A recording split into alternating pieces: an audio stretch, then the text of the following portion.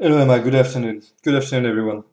We're going to start in a couple of minutes because I changed the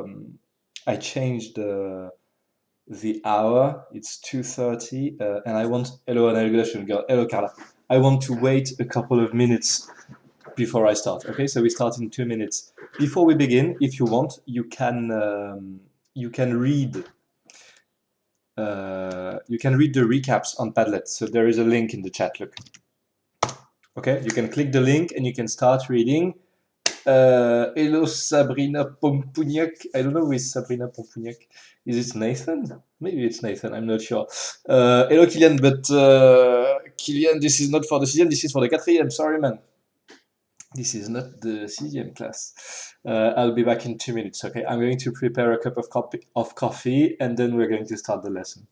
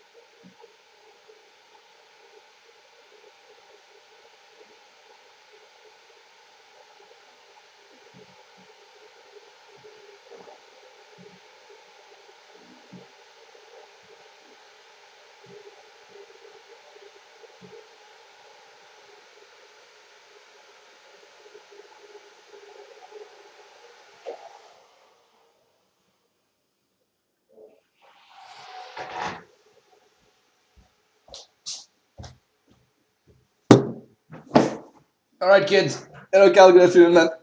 Hello, Ocean.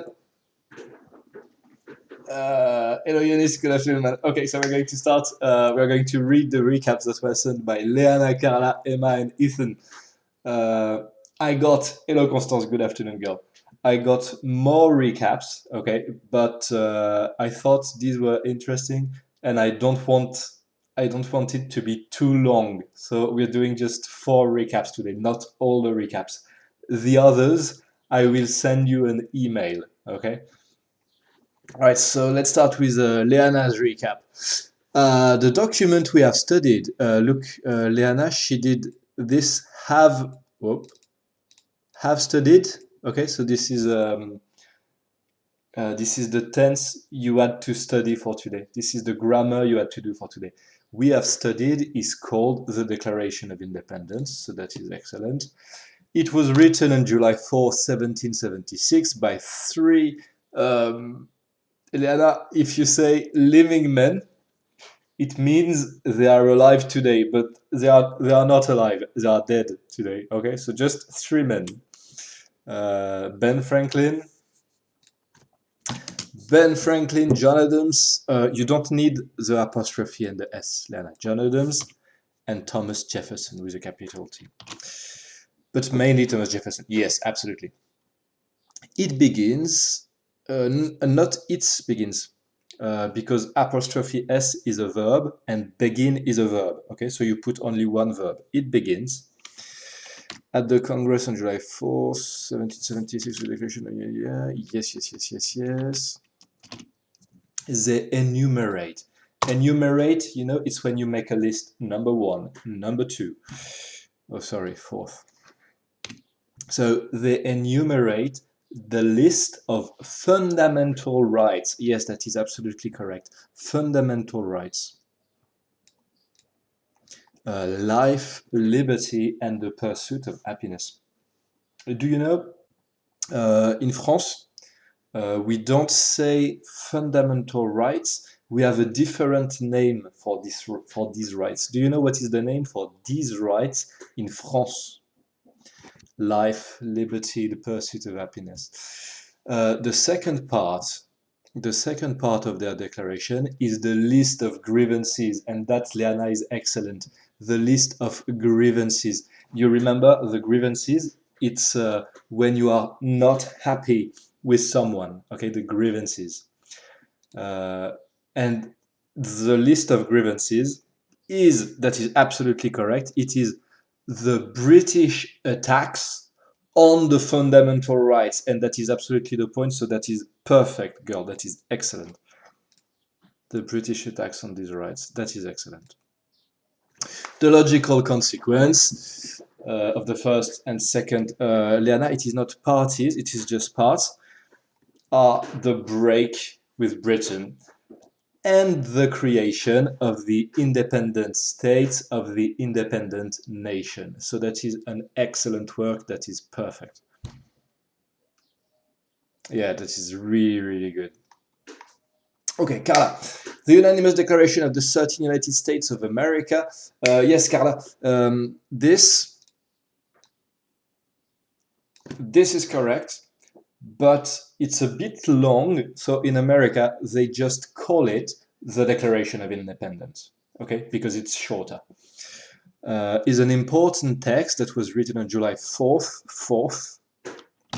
1776 by a group of 5 people, including Ben Franklin, John Adams, and Thomas Jefferson. Yes, perfect. It consists of several parts. Yes. The first speaks of fundamental human rights. Yes, perfect. And truth. Truth with an S, plural. All men are created equal. Yes, that's correct. They are endowed by the Creator. I asked in the document, who is the Creator?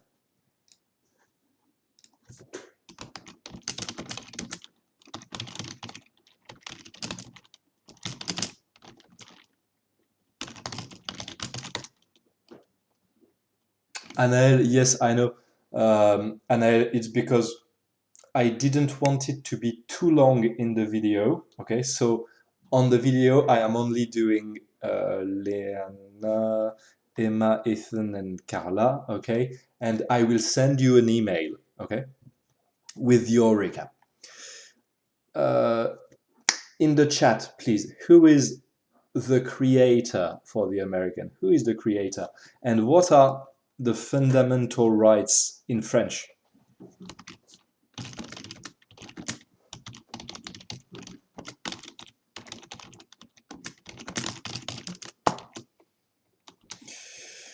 Okay, endowed by the creator with Carla, it is not inalienable, it is unalienable with a U. Okay, the second part talks about the suffering of the colonists. Yes, in the face of the government of the King of Great Britain.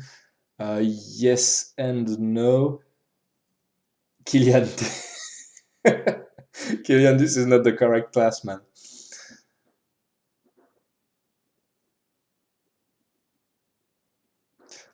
Carla, the government of the King of Great Britain, it is correct and not correct. Grammatically, it's correct. Historically, it's bizarre because it is not the king who decides who is the government. Okay, it is the aristocracy of Great Britain. It is not the king. So you can say the government of Great Britain, or you can say the king of Great Britain, but it is very bizarre to say the government of the king. Okay. In conclusion,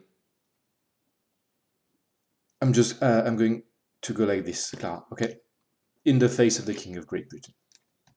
In conclusion, the statement concludes by saying that the 13 United States of America have the right to be a free and independent country or nation. And that is excellent. All right, Emma. Emma, your paper was bizarre because the start was really, really good, and then the ending was bizarre. So the document that we have studied is the Declaration of Independence. Wrote Emma it is the preterite. And here you don't want the preterite, you want the past participle. It was written on July 4, 1776. Nathan, good afternoon, man. By Ben Franklin, John Adams, and Thomas Jefferson. Yes. The first part is the truth evident. Emma, In English, you want to put the adjective in front of the noun, so it is the evident truth. Like this, okay? They enumerate equality of men. This is bizarre. I would say that men are equal. It's simpler. That men are equal. Sorry. That they have. And here it's the same problem. It is not right. It is not right unalienable. It's like this unalienable right. Okay.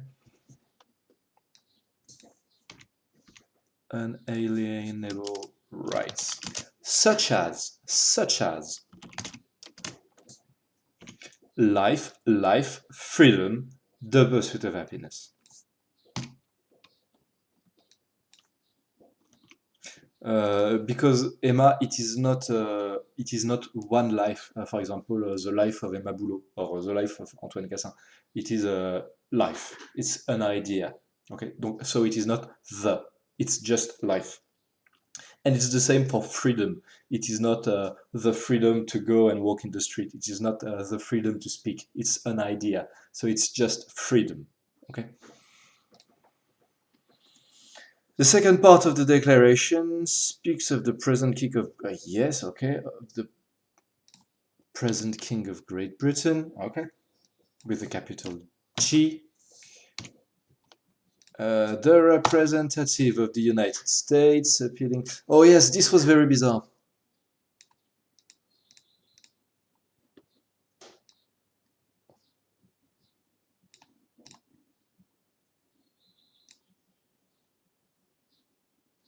Alors Emma, dans ta présentation, tu me dis la deuxième partie, ça parle du roi de Grande-Bretagne. Oui, je suis d'accord, j'aimerais bien savoir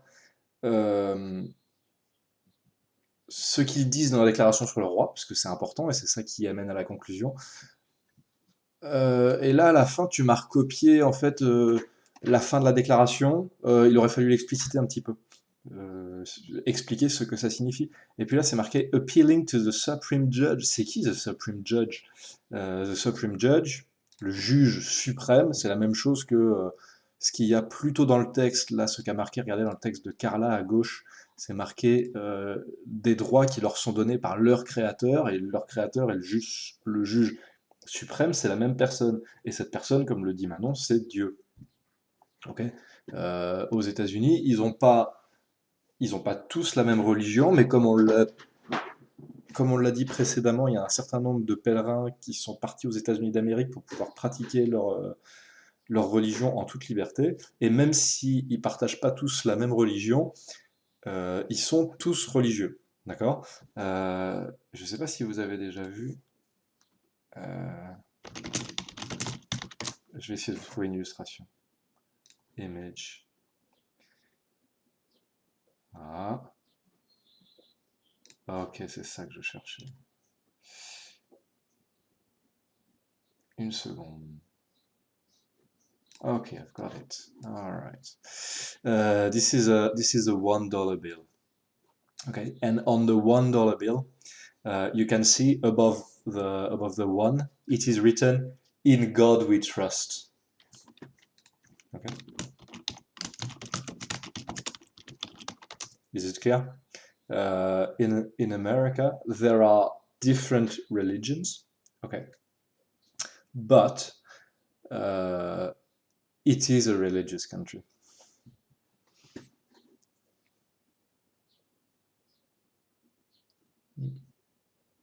This is $1. All right. And the last text is Ethan's text. Okay. We studied the Declaration of Independence. Yes, it was written, Ethan, it is on July 4th. On July 4th. Oops. In 1776, by a group of 5 men: Ben Franklin, John Adams, Thomas Jefferson, the most important. Ethan, it is correct. the most important, but your sentence is bizarre. Okay, in this sentence it is bizarre. Maybe you could go like this, and the most important, Thomas Jefferson. It would be better. Okay, like this. But it feels bizarre because they are all important. The three are very important. Okay, so it is bizarre. The document begins with the enumeration of fundamental rights. Yes, like liberty, the pursuit of happiness. Yes.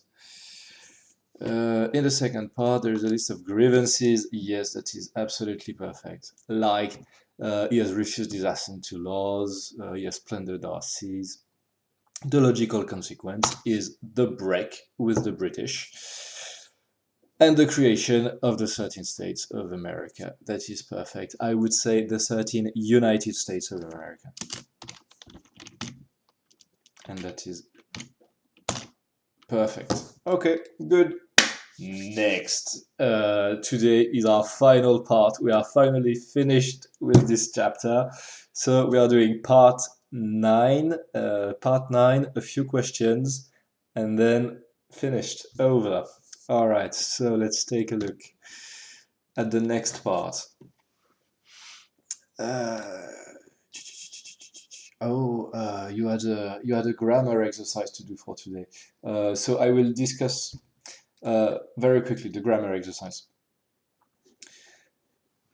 Je vous ai fait relever des... Pardon, je vais ressortir l'exercice, laissez-moi une seconde.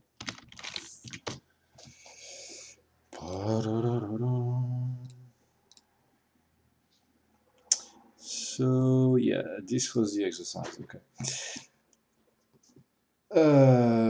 Alors, c'était marqué dans l'extrait suivant, surligner les groupes verbaux. Et donc, les groupes verbaux, on avait as refused, as dissolved, as obstructed, as made, as plundered, as burnt, as destroyed. Ok, et donc, ce qu'on trouvait dans les groupes verbaux, c'était d'abord l'auxiliaire et ensuite le verbe to have. Pardon, d'abord l'auxiliaire to have et ensuite le verbe. Donc ça, vous l'avez bien trouvé. Et puis ensuite, on met le verbe, et puis le verbe, je vous ai demandé à quelle forme il était, et puis vous m'avez répondu, pour la plupart, il se termine par ED, et vous savez bien que la terminaison ED, ça indique qu'on est au passé, et donc, voilà, parfait. Cette construction est similaire à un temps du français. Alors en français, qu'est-ce que c'est le temps qu'on utilise quand on utilise l'auxiliaire avoir et qu'ensuite on a un passé j'ai mangé un sandwich, et ben ça c'est du passé composé. Parfait, ça c'est très bien. Je vais pas trop rentrer dans le détail aujourd'hui parce que c'est un petit peu compliqué. J'ai pas envie de vous faire des exercices de grammaire, je trouve pas ça intéressant. Je vais juste vous lire l'explication qui en est donnée sur. Alors j'ai été sur anglais facile là. C'est juste pour vous la donner, pour que vous compreniez pourquoi c'est le temps qui est utilisé dans la déclaration d'indépendance. Mais ensuite, je rentrerai pas plus dans le détail. Alors, c'est marqué le present perfect. Ooh, go away. Et alors, c'est marqué qu'on utilise le present perfect quand on parle d'actions passées qui ont des conséquences sur le présent. Et donc, vous comprenez bien que quand les Anglais énumèrent les fautes qui ont été commises par le roi et que par conséquent, ils sont obligés de se séparer de l'Empire britannique, bah, c'est bien des actions passées qui ont eu des conséquences sur le présent. D'accord? Et c'est pour ça qu'ils utilisent ce temps-là, à ce moment dans la déclaration. Voilà. Et puis ensuite, peut-être qu'on en reparlera plus tard, peut-être que je vous en parlerai en troisième. C'est un temps qui est assez compliqué, donc je m'arrête là pour le moment. C'était juste pour vous montrer que c'était une forme qui existait, et puis que la conjugaison ressemble à celle qu'on a nous en français pour le passé composé. Okay, let's finish. So, on Moodle, there is now part 9, a new nation, and this is what we are doing today. Part 9, ending the war.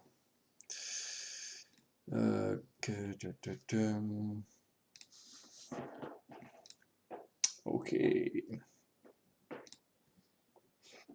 The Revolutionary War, a new nation. So these are my sources. You know the sources. It's where I took the explanation. History.com, Wikipedia, and this is the website of the Senate of the United States. You know the Senate. It's like in France. There is the Parliament and there is the Senate. All right. Okay, France resented its loss in the 7 Years' War and wanted revenge. To resent, it's when you are not happy at all with something. To resent is a synonym for to detest. Okay, France detested its loss in the 7 Years' War. Loss, this is the contrary of win. Okay, you remember because France lost the war against England, they lost the French and Indian War or the 7 Years' War, and they were very angry. So they wanted revenge. Is it clear? In consequence, they helped the Americans in secret, okay, because the Americans were fighting the British. So the French, they thought, I'm going to help the Americans to take revenge on the British. Is it clear? So at first, from 1775 to 1778, they helped, but they helped in secret because they did not want the British to know. Okay, is it clear? In 1778, however, they officially signed a treaty of alliance with the Americans. Okay, so they signed the paper, and on the paper it was written, "We will help the Americans against the British." And they sent to America money, weapons, supplies, etc. Okay. The American Revolution was perceived. You understand? Perceived. It's the perception. It was perceived in France as the incarnation of the Enlightenment spirit. Do you know what is the Enlightenment spirit? I think you have discussed the Enlightenment in your history classes. So in France, people thought that the American Revolution was the symbol, the incarnation of enlightenment against the tyranny of England. Is it clear? Do you know what is the Enlightenment? What is this in French? Enlightenment.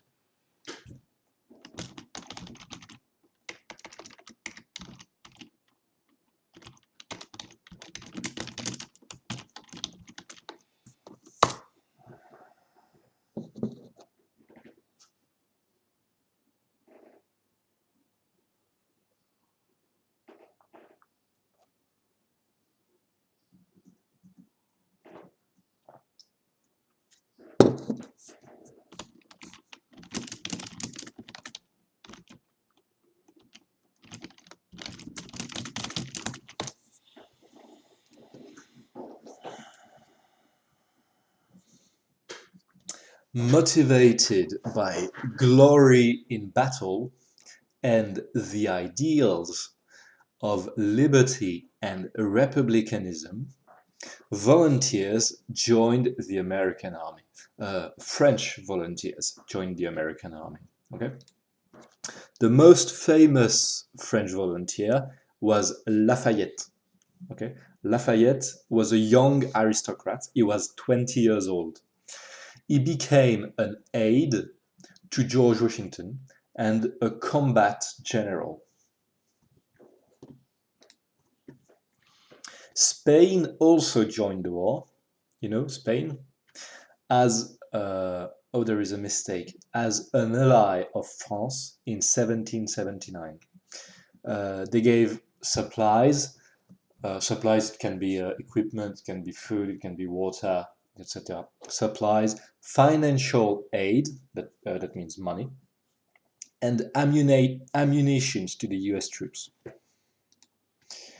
Spain viewed the war as an opportunity to weaken its enemy, Great Britain. Okay, you remember? Because Great Britain is the enemy of Spain and France, and Spain lost the 7 Years' War. Okay, so Spain wanted revenge as well.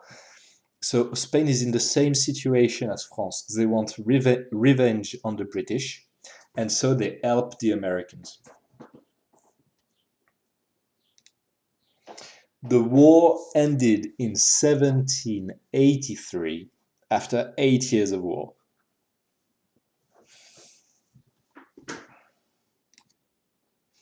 All right, so here there are two pictures. This is a painting. This is a painting that was done in 1783. Okay, and this is a plaque. Uh, and this is in front of the building. Okay, it's written en ce bâtiment, jadis hôtel d'York, le 3 septembre 1783, David Hartley au nom du roi d'Angleterre, Benjamin Franklin, John Jay, John Adams au nom des États-Unis d'Amérique ont signé le traité définitif de paix reconnaissant l'indépendance des États-Unis. Okay, so this is in Paris. All right. The name of this painting here is The Treaty of Paris. So this is not the first time that there is a Treaty of Paris. If you remember, there was a different Treaty of Paris in 1763. What? Jules? What? So this is the United States delegation. From left to right, John Jay, John Adams, this is Benjamin Franklin, Henry Lawrence, and William Temple. And the second part of the painting on the right, it was not completed because the British refused to pose for the painting. Yeah. All right. This is a new map of North America. So if you remember, before the French and Indian War, France had a very big part of North America, and then they fought the British and they lost their colonies in North America. So this is after the Treaty of Paris, after the French and Indian War, and this is the new United States of America. So this is the 13 colonies on the East Coast, and this is the new territory. Okay. All right, 4 years later. 4 years later. This is another very important document. There are two very important documents in America. The first is the Declaration of Independence, and the second is this one. Written in 1787, ratified. Ratified, it means it was accepted.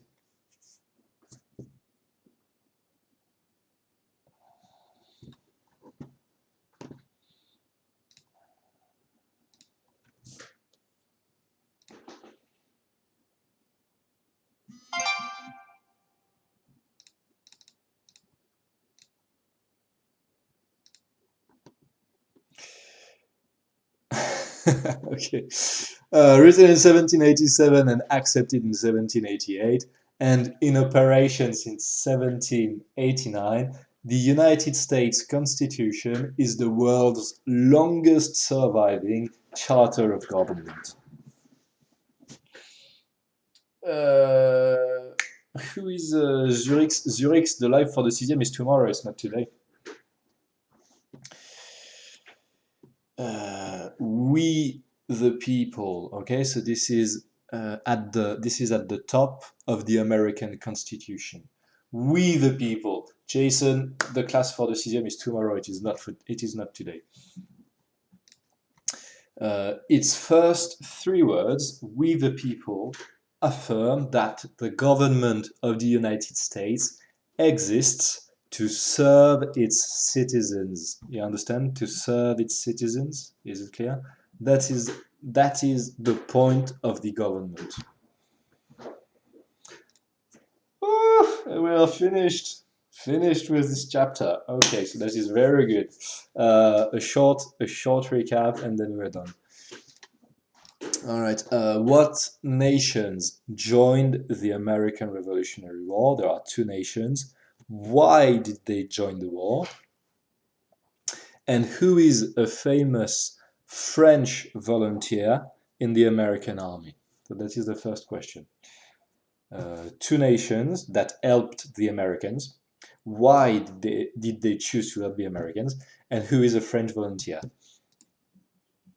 When did the war end? When did it finish? What is the name of the document, the peace treaty, that officially ends the war? And who signed it? What historical figure signed it? What document is written in 1787? And what is important about the first three words of this document? Clear enough? And as usual, you can click to write your recap, and then we are finished. Okay. Yes, Nathan. Yes, Nathan.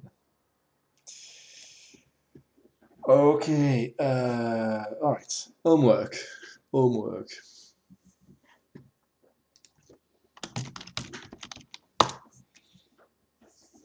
Euh, Alors, je vais vous donner plusieurs choses à faire. On est à la fin du chapitre. Vous avez le recap, là, qu'il faut rédiger. Donc, cette partie-là, ça va être assez simple parce que la partie 9 est très courte. Quels sont les deux pays qui joignent la guerre, c'est très facile. Hello Mahmoud, I don't know who is Mahmoud. Good afternoon. Bref, le récap, là, ça va pas être très long, ça va vous prendre 10 minutes grand max. Ensuite, sur Moodle, here, il y a un exercice supplémentaire et ça va être l'exercice. Alors, Karl, je ne ferai pas de stream ce lundi. On reprendra jeudi prochain, dans une semaine. Ok. Par contre, le travail que je vais vous donner, a priori, est assez long, je pense. Donc, ça va vous prendre pas mal de temps pour le faire parce que vous allez avoir besoin de re-regarder les cours précédents. Donc, le récap, tu peux le faire là, à la suite du cours, ou alors tu peux le faire pour lundi, comme tu veux. Il n'est pas très long, ok. Euh, tu relis ce qu'on a vu aujourd'hui là, et franchement, c'est pas compliqué. Alors, par contre, ce qui va être un petit peu plus compliqué, c'est cet exercice-là. Timeline, the War of Independence. Donc, vous allez le trouver tout en bas du chapitre sur Moodle. Et c'est le même exercice que celui qu'on avait fait à la moitié du chapitre pendant les vacances, pardon. Donc, on a une frise chronologique avec des dates dessus. Ok, ça commence en 1763. Peut-être que vous vous souvenez à quoi ça correspond. Mahmoud, no, I am an English teacher, I am not a French teacher. Donc peut-être que vous vous souvenez à quoi ça correspond, février 1763. Si vous ne vous en souvenez pas, il faut reprendre le cours à partir de la partie 4. Ok, à partir de la partie 4. Et puis ensuite, ça va jusqu'à 1783. Voilà. Et ce travail-ci va vous demander un petit peu plus de temps. Et ça, c'est à faire pour jeudi prochain, d'accord? Alors, je vous encourage à le faire les uns avec les autres si vous trouvez ça un petit peu compliqué, parce que ça va être plus long, ça va demander plus de recherche, et il y a besoin de reprendre, et il y a besoin de reprendre les leçons qu'on a fait précédemment. Voilà. Euh,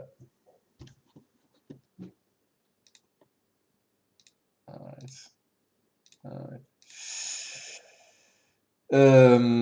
Donc tous les travaux là, ils sont sur Moodle, je vous les remets sur Pronote. Et puis je vous dis à jeudi prochain pour le prochain stream. Jeudi prochain, on commencera un nouveau chapitre. Euh, et si vous avez des questions, là, soit concernant le récap, soit concernant la frise chronologique là, que je vous demande de faire pour jeudi prochain, vous n'hésitez pas à m'envoyer un mail. Je vous souhaite une bonne fin d'après-midi et puis un bon discours de notre Premier ministre. À jeudi prochain. Bye bye.